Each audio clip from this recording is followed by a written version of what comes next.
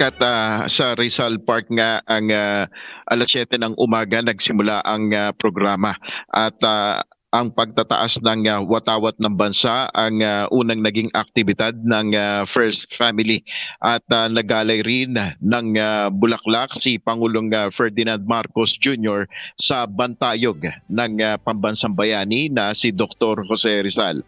Sa mensahe ng Pangulo, ang kalayaang ipinaglaban niya ng ating mga ninuno ay nagsilbing tanglaw at inspirasyon sa mga sumunod na henerasyon upang ialay ang kanilang sarili para sa ikabubuti ng lipunan at sangkatauhan. Ayon kay PBBM, dahil dito maraming Pilipino ang patuloy na naglilingkod ng may buong sigasig at dedikasyon sa kanilang larangan, alang-alang sa ikararangal ng ating bayan. Sa mensahe pa ng Pangulo, tungkulin nating pahalagahan at pangalagaan ng ating pamana sa pamamagitan ng patuloy na pagtataguyod ng karapatan at kalayaang ating tinamo. Gamitin anya ito ng may pananagutan at kabutihang loob sa ikauunlad at ikatatatag ng ating lipunan.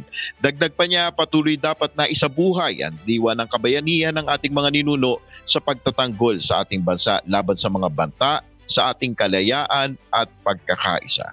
At yan muna ang ating update. Balik sa iyo, Kat. Maraming salamat, Nel Maribuhok, live mula sa Luneta Park.